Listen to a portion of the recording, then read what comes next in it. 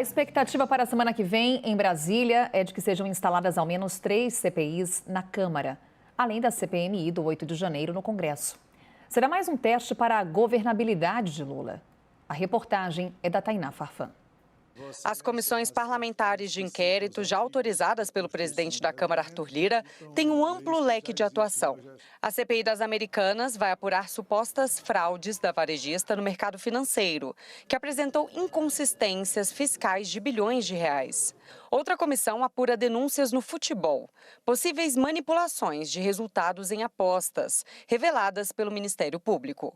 Do campo, vem a CPI mais esperada pela oposição, a do MST, que ganhou força depois das últimas invasões de terra. O governo afirma que não há fato determinado. E o líder do movimento, João Pedro Stedley, diz que a intenção é impedir o debate sobre quem financiou os atos de 8 de janeiro e quem ganha com as altas taxas de juros. Com o retorno de Arthur Lira dos Estados Unidos, a expectativa é que as CPIs comecem a andar na semana que vem. A queda de braço entre governo e oposição ainda passa pela Comissão Parlamentar Mista, a CPMI do 8 de janeiro, que vai contar com deputados e senadores. Os dois lados já começaram a escalar nomes e brigam pelo protagonismo na formação do colegiado. Entre os titulares do PL na Câmara estão André Fernandes, delegado Ramagem e Eduardo Bolsonaro.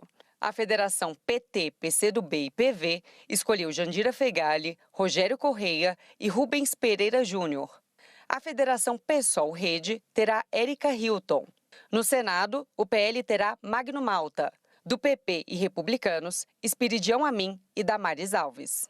As indicações não estão completas. São 32 titulares, além dos suplentes. Só depois são definidos o presidente e o relator. O requerimento para a CPMI foi do PL, mas o governo acredita que terá maioria na comissão. E assim, vai conseguir determinar os rumos do trabalho. A base governista tenta dizer que foi apenas vítima de criminosos bolsonaristas. A oposição tentará mostrar que o governo foi conivente com os invasores. As CPIs chegam num período em que o Congresso precisa ainda discutir projetos como o novo marco fiscal, a reforma tributária e analisar medidas provisórias. Pautas de interesse do governo, que terá pela frente a missão de fazer os temas andarem no legislativo em meio à guerra das CPIs. Hora da análise. Eu vou começar lá com o Daniel em Brasília. O Daniel, para parlamentares, CPI é uma garantia de holofote, principalmente para aqueles que ocupam a presidência, a relatoria. Para o governo, teremos 3 CPIs, uma CPMI, conforme as expectativas, logo na largada. O quanto que é prejudicial? Certamente o governo nunca quer CPI, né, Carol? Sempre atrapalha em alguma medida a agenda legislativa que o governo quer tocar. Agora, se a gente puder quebrar aí por distintas CPIs, na CPMI do 8 de janeiro, que é a mais estridente, vamos dizer assim, eu já senti mais apetite aqui, da oposição. A oposição percebeu nos últimos dias que não terá maioria para aprovar requerimentos, para constranger o governo, pode ficar numa situação delicada.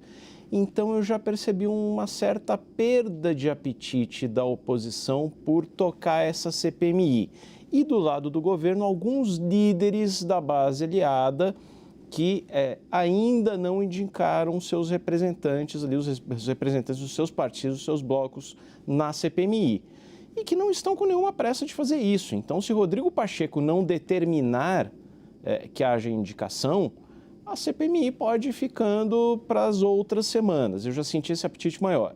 CPI do MST acho que tem um dano, sim, potencial para o governo, porque vai haver um domínio da oposição, fala-se em 2 oposicionistas para a presidência e para a relatoria, e eu percebo ali entre os parlamentares da oposição um desejo já nas primeiras semanas de constranger governos estaduais do PT, como o governo da Bahia, que supostamente não teria feito tudo o que poderia para constranger as invasões, ocupações do MST ali no estado.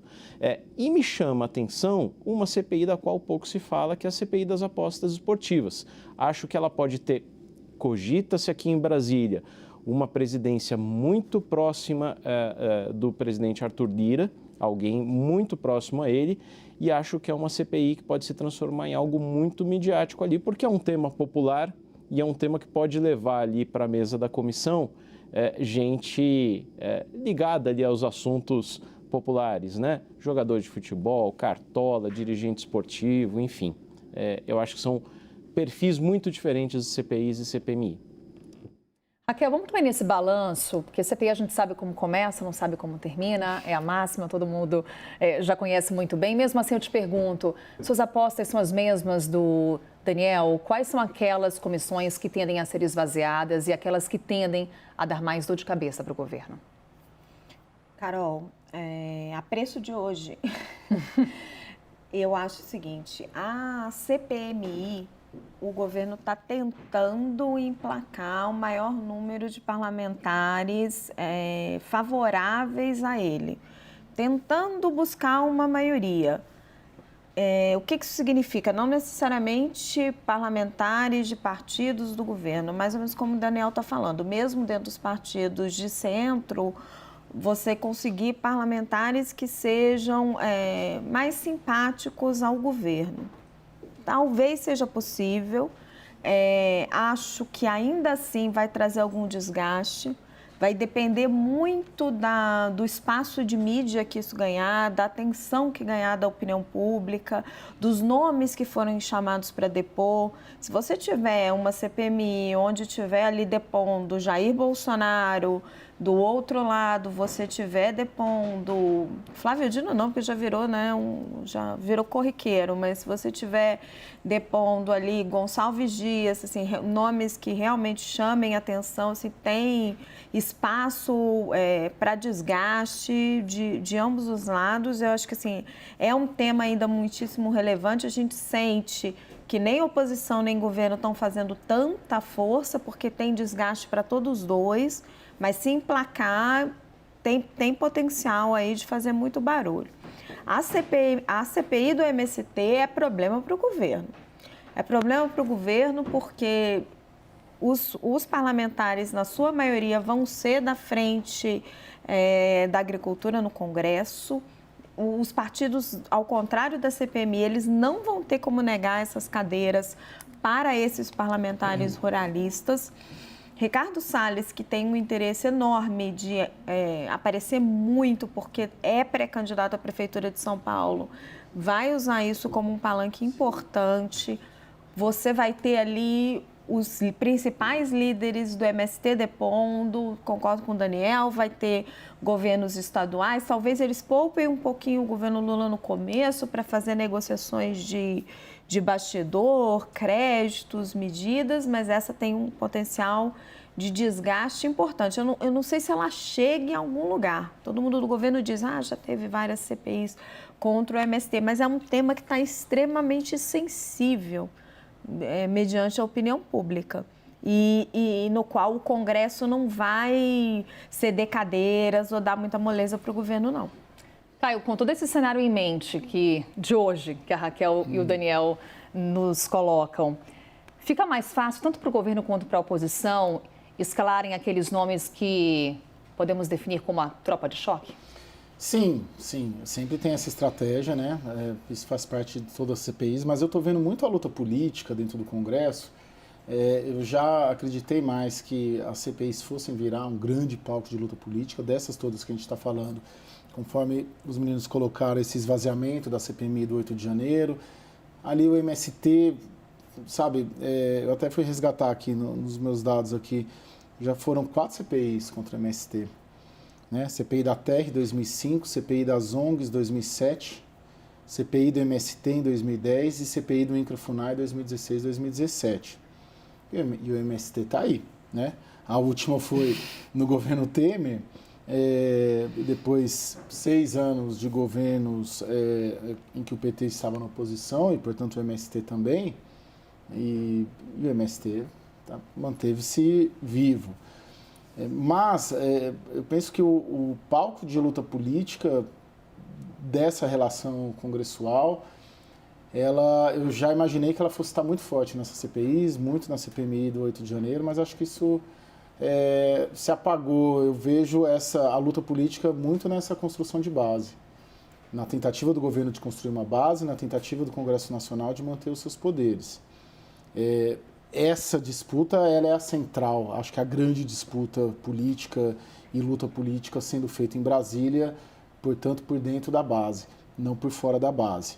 O que não elimina, claro, uma CPI do MST, com todos os requintes que ela tem, com o Ricardo Salles, que é esperto, articulado, indo para cima, com os ruralistas, utilizando ela como uma tentativa de uma medida de contenção do MST, mas, de novo, a grande luta política está hoje muito ali nessa construção. Por quê? Porque se essa construção falhar, parte dessa base pode esvair de alguma maneira, não hoje, estou falando o ano que vem ou lá adiante, pode cair fora dessa base. Então, se essa base aliada do Lula se mantiver insatisfeita, ela tem o potencial de desgarrar do governo. E não estou falando que um eventual desgarramento lá na frente significa uma adesão novamente ao bolsonarismo, mas pode ali criar alguma condição para criar alguma alternativa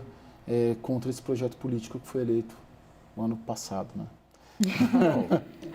Parece que tem mais. A gente já trabalhou tanto que parece que tem mais tempo. Ô, Daniel. Você veja um ponto que vai aumentando o preço do apoio, né? A gente falou tanto aqui no primeiro bloco sobre emendas, cargos, inabilidade política na articulação com o Congresso, né?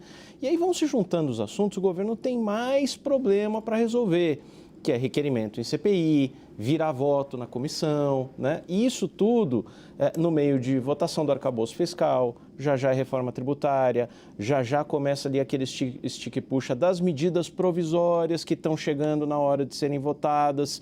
Então não é só se a medida provisória vai ser aprovada ou não vai ser aprovada, geralmente é. O problema é como vai ser aprovada. Será que não vai ter uma emenda desagradável ali? Não vai ter uma alteração ruim para o governo? Então, acumulam-se os problemas e o governo tem que pagar uma conta na segunda, uma conta na terça, chamar a namorada para jantar na quarta, entregar flores na quinta. Chega na sexta-feira, não tem mais o que oferecer. E aí o parlamentar está altamente tentado a ir contra o governo e não cumprir com o cardápio todo da fidelidade. Raquel, em que medida essas CPIs elas podem cristalizar essa continuidade da polarização política que o Caio nos lembrou há pouco? Nossa, Carol, elas são reflexo da polarização, elas reforçam isso. Eu não tenho nenhuma expectativa do Brasil fugir disso num prazo curto, sabe? Muito se fala na inelegibilidade do Jair Bolsonaro e aí você encontrar um candidato de direita que seja um pouco mais ponderado, um pouco mais ao centro, mas ele só vai ganhar se ele conseguir refletir o antipetismo, porque o Brasil está há quantos anos, Caio, falando em petismo e antipetismo. É esse o jogo. E aí a gente está ainda inserido, né, nesse caldo que está marcando os Estados Unidos, que está chegando na Argentina, que está no Chile. Eu não, infelizmente, porque eu acho que isso não faz bem para o país, eu não vejo um fim nisso, mas nem próximo.